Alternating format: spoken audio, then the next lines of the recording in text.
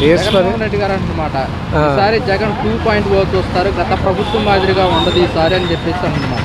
మీరేమంటారు సార్? ప్రజలను ఆడి ఒక్కోసారి చెప్పలేము, ఇంకా ఉంటుంది కదా. ఈయన సంక్షేమ పథకాలు రేపు ఎక్కువ పెట్టి మళ్ళీ డెవలప్మెంట్ చేశారనుకోండి, అప్పుడు అది కూడా కష్టమైపోతుంది. కాబట్టి అవకాశాలు ఉన్నాయి, ఎందుకంటే కొంతవరకు సంక్షేమ పథకాలు చేశారు, ఆ ఓట్లన్నీ పడవచ్చు. చెప్పలేదు సార్, మరి అది ఎట్లా ఉంటుందో నెక్స్ట్ చూస్తే కానీ తెలియదు. మా ప్రభుత్వంలో 90% దాకా మేము పథకాలు అమలు చేశాము, కూటమి ప్రభుత్వం వచ్చిన తర్వాత సూపర్ సిక్స్ అన్నారు, ఏమీ అమలు చేయట్లేదు అని చెప్పేసి జగన్మోహన్ రెడ్డి గారు అన్నమాట. చేస్తున్నారు కానీ కొన్ని ఆర్థిక పరిస్థితి కూడా చూసుకోవాలి కదా.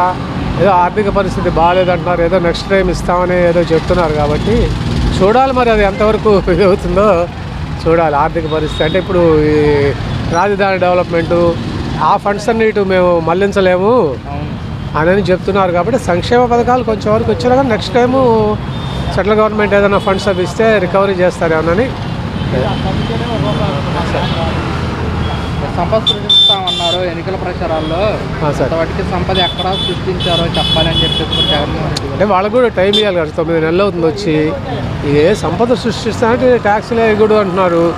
మరి ఇంకా సోర్సెస్ ఏమైనా చూసుకోవాలి, ఏదైనా డెవలప్ చేయడం, పరిశ్రమలు రావడం అట్లాంటివి ఏమైనా జరిగితే సంపద వస్తుంది. కానీ మామూలుగా ఇప్పుడు బెరిమేరి ట్యాక్స్ వేస్తే అది చాలా ఇదవుతుంది, మళ్ళీ అది గవర్నమెంట్కి ఇదవుతుంది.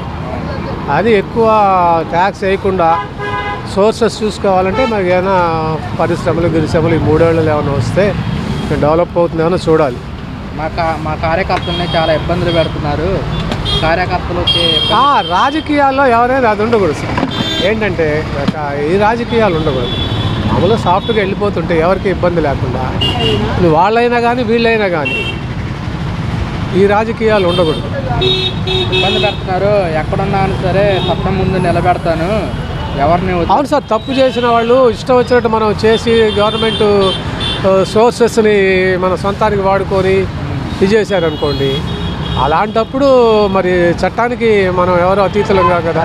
చట్టాన్ని ఒబే చేయాలి. మన ప్రజల డబ్బుని ప్రజలకే చేసుకోవాలి, మన సొంతానికి వాడుకొని మనం ఏదో ఇది చేసుకోవాలంటే అది కుదరదు కదా. మొదటి విడతలో ప్రజలకి సంక్షేమం ఇచ్చుకుంటూ కార్యకర్తలకి కొంచెం దూరం అయ్యాను, ఈసారి అలా ఉండదు, కార్యకర్తలకు ఎక్కువ ప్రాధాన్యత ఇస్తాను, జగన్ అంటే ఏంటో చూపిస్తానని చెప్పేసి కూడా అంటున్నమాట. సరే సార్, అది ఆయన జగన్ గారి ఇష్టం, అది వాళ్ళ పార్టీకి సంబంధించి కదా. వాళ్ళు డెవలప్ చేసుకోవటం వాళ్ళు ఎన్నో చెప్పుకుంటారు వాళ్ళు, అది వాళ్ళ పార్టీ ఇది కాబట్టి వాళ్ళ ఇష్టం.